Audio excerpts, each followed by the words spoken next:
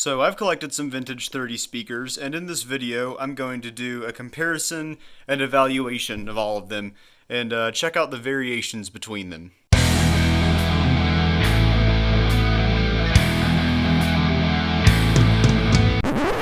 You know how these videos work. I gotta do the obligatory boring time segment where I talk about my methodology and my intentions with this test. First, I need to introduce you to the speakers that are going to be showcased in this video. So we've got some modern stuff, first of all. This is a Chinese-made 8-ohm vintage 30, manufactured in 2021. I got this speaker for my Mesa versus China vintage 30 comparison project. And I also got this one for that project. This is a Mesa OEM 8-ohm vintage 30, also manufactured in 2021. This speaker has not seen nearly as much use these last few months as the Chinese one had, because when I did the video comparing the two, I found that the Chinese one had qualities that I slightly preferred, despite the differences overall being quite minimal to me. So for the last few months, this thing's been in storage, and as such probably sounds more different now to the China one than it did in that video. Also from modern times, we have this 16-ohm China-made vintage 30 manufactured in 2020. This vintage 30 came in my Harley Benton 2x12 cabinet, which is currently over there, empty. I've also got some older speakers. This is a UK-made vintage 30 manufactured in 2001. You can see that it's old enough to still have G12V30 written on the magnet sticker. This is a speaker from a similar era. This one was manufactured in 2003. Although it has the extended Foxhall Road, Ipswich, Suffolk, England text on the magnet, that is commonly associated with the UK-made speakers, this one was actually made in China, as is evidenced by the telltale 50 on the magnet sticker. This speaker must have been manufactured right at the start of when Celestion was starting to move their consumer manufacturing to China. And finally, we have the Marshall Vintage. I have 4 of these things. They came in the Marshall 4x12 that you're going to be hearing in this video. These are Marshall's own OEM vintage 30s.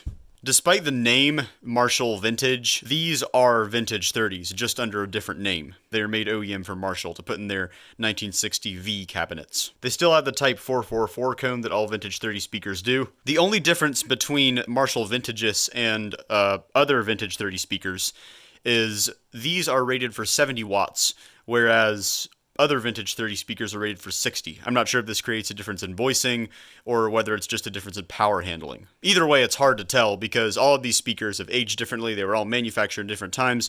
This particular one and all of its brethren were manufactured in 2005, which is, according to Nolly, kind of a dark time for the vintage 30. Not sonically speaking, quite the opposite sonically speaking, actually. Around that time, according to Nolly, vintage 30 started to get particularly bright and nasty sounding owing to manufacturing inconsistencies that have always been present in speakers, and they stayed that way for quite a while. So this is a speaker from the beginning of that era. I'm not going to judge any of these right now. I'm going to save that for the tone demos. I'm not going to make any pretense about this being a scientific comparison. It's not. This is just going to be a fun little point of reference for me and for anybody else who watches this video. I'm not setting out to prove that any two of these speakers sound the same as each other, because as you will hear, they clearly don't, owing to factors such as aging, impedance, the simple time period in which they were manufactured. However, so that I can make sure that each speaker's character shines as much as it can, I'm going to try to keep things as consistent as I can.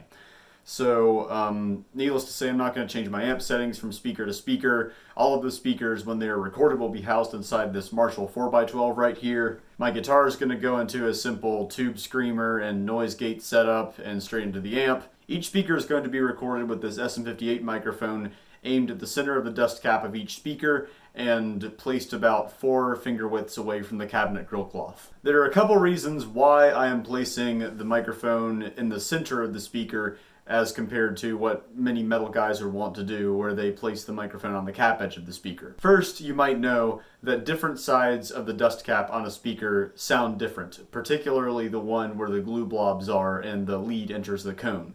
So it'd be a bit of a bigger hassle for me to place the microphone on the dust cap edge in that consistent manner, preserving the side on which I place the microphone. It's just a little bit faster and more consistent if I just aim for the center of the speaker. Then I can get a more consistent placement. The second reason is placing a microphone in the center of a speaker is a good way to reveal how truly harsh and nasty its top-end character is.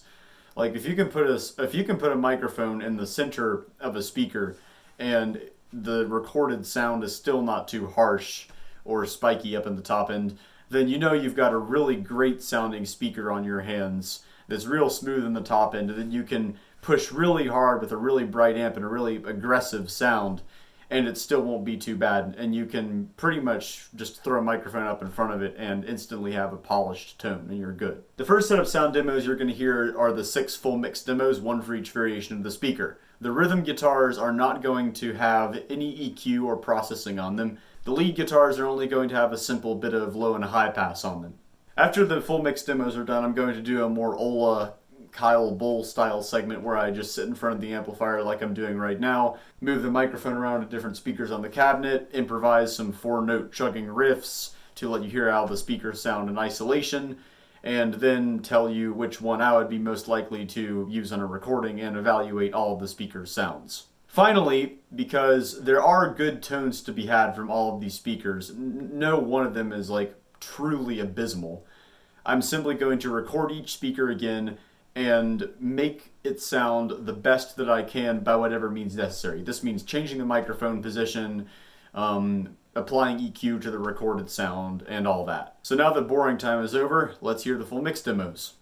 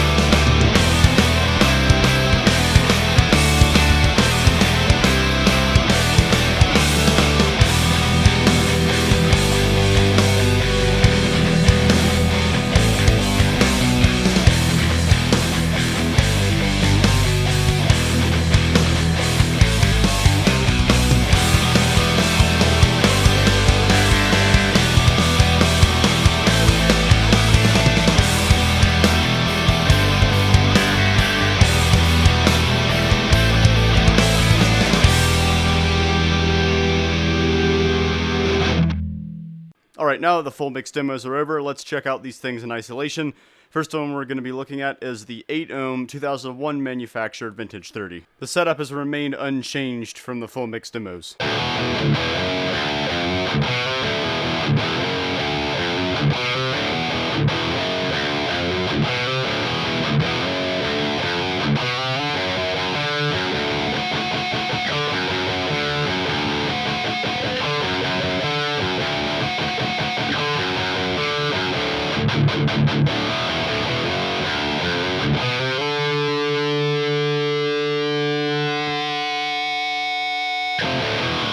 So this speaker's pretty bright, but at the same time, like it's not spiky up in the top end. Like there's hardly any weird, almost whistling resonances that I can hear that I would have to fight in a recording. So if I were to make a recording and I were to want a bright guitar sound on the recording, then this is the speaker I would probably try to record first, because it gives me that character without having to present too many things that I would have to fight in the final recording. Let's listen to it a little more.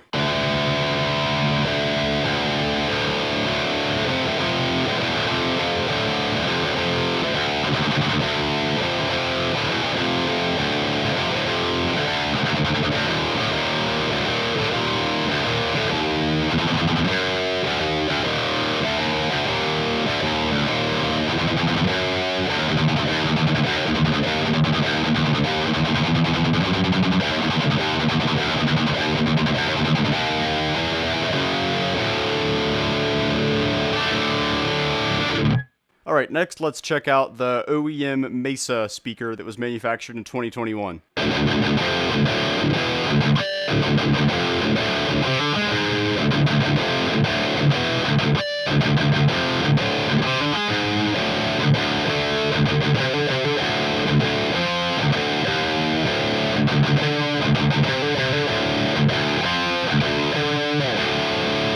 Alright, this one's quite a bit different. It's got a different mid-range character, but overall, yeah, it's still fine. It's still kind of bright, but it's nowhere near as bright as, say, a 16-ohm variant of the same speaker would be.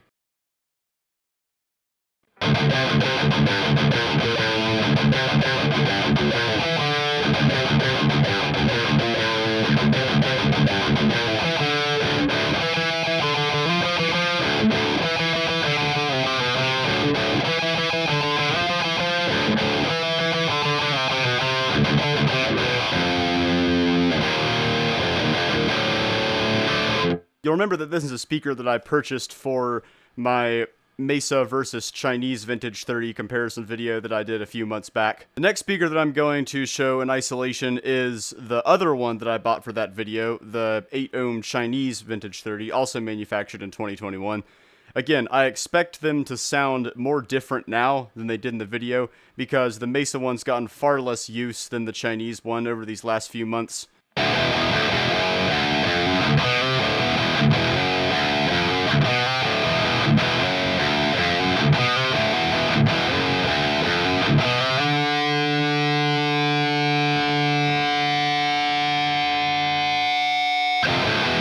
Just as it was in that video I did, the Chinese one has its high bump slightly lowered, and that makes its top-end character a little bit more grinding sounding to me.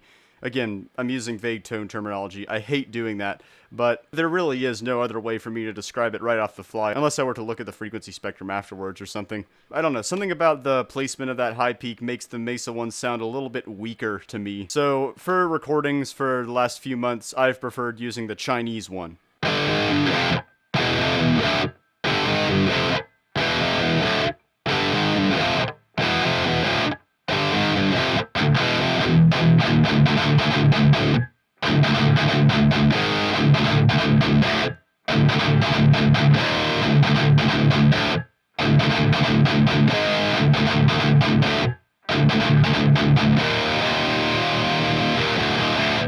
Alright, finally, before we go over to the 16-ohm speakers, which I still have to put in the cabinet because obviously this thing can't fit 6 speakers at once, we're going to listen to the 2003 Vintage 30.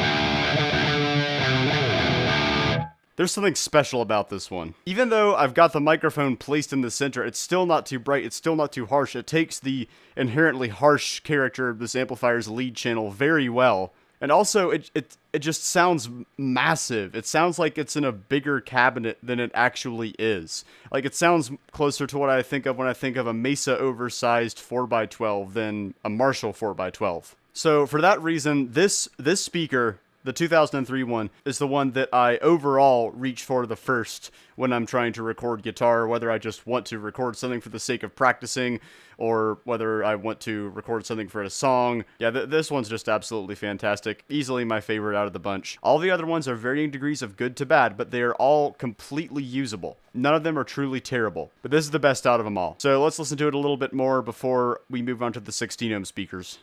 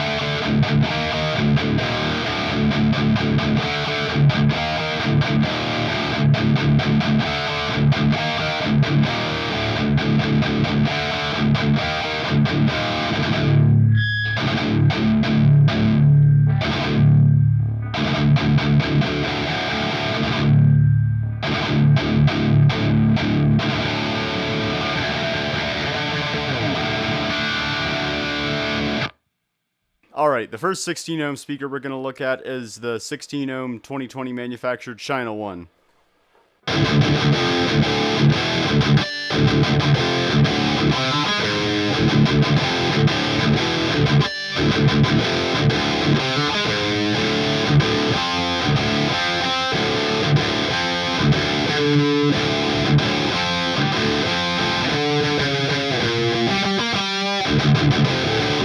Oh wow, things have taken a turn for the scooped and bright. I gotta mention again that this is the vintage 30 that I have had for the longest out of all the vintage 30s that I own, and it has gotten more use in the time that it's been with me than any other vintage 30 I own. So this is the speaker that's the most broken in out of all the ones that I have, well, broken in by me anyway, yet it still sounds this bright. It's not as, like, spiky or whistly, to use vague terminology, up there in the top end as some of these other speakers, but it's still quite bright. Again, it's totally usable. I can mold it into a sound that I enjoy. And yeah, I know I've got the microphone in the center. That's bound to create an inherently brighter tone, just by default. But some of those other speakers that I showed you, I've been placing the microphone in the center this whole time, and yet some of the speakers were still not too bright or harsh. This is why I've been placing the microphone in the center, to show you how truly harsh some of these things can get. Like, some of these speakers will allow you to get a really nasty, bright tone that's got tons of aggression up in the top, but you're gonna have to fight it less, because there's not gonna be like these weird peaky resonances or anything. You're just gonna be able to throw a microphone up in front of the cabinet and call it a day. Alright, let's hear this one a little bit more before we move on to the Marshall Vintage.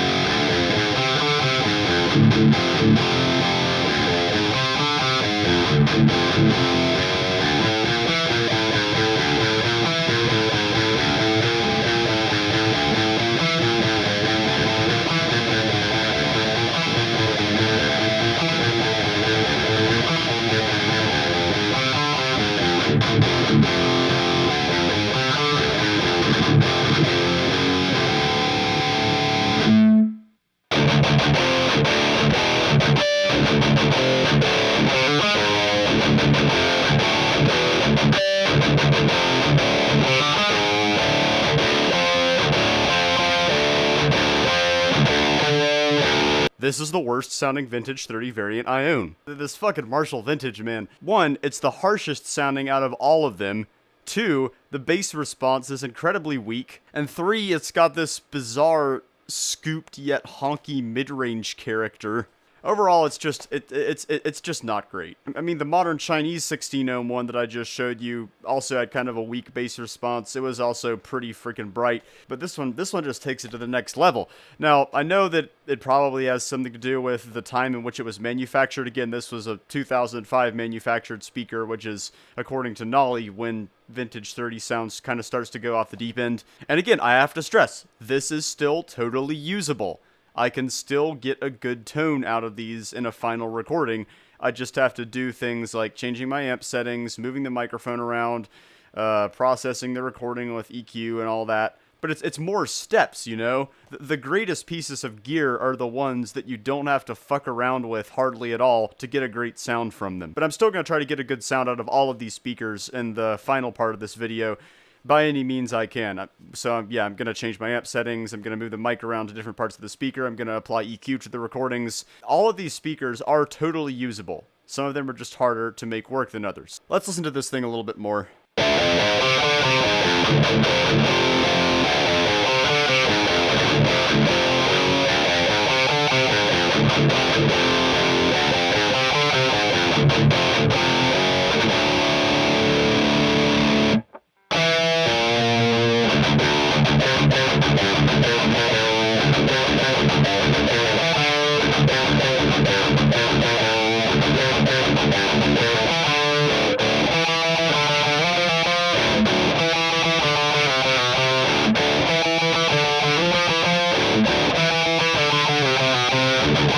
Alright, now let's move on to the make it sound as best as I can final segment of the video.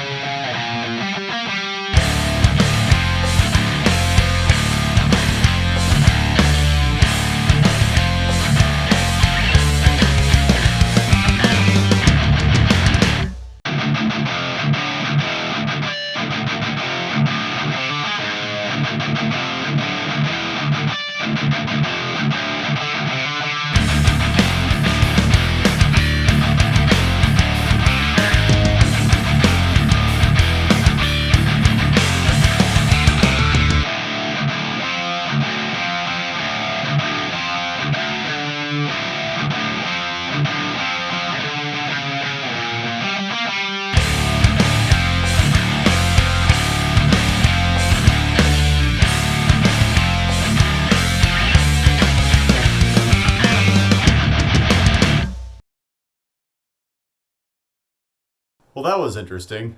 Even though coming right off the microphone, raw recording, no EQ or anything like that, I'll take the 2003 one any day. After I tweaked the recordings and made all my EQ adjustments, repositioned my mic, changed my amp settings and such, I ended up preferring the 2001 recording the most out of all the tweaked tones. Of course, the 2003 one's still amazing. It's my second favorite out of the bunch. It's still got that like massive roaring quality to it.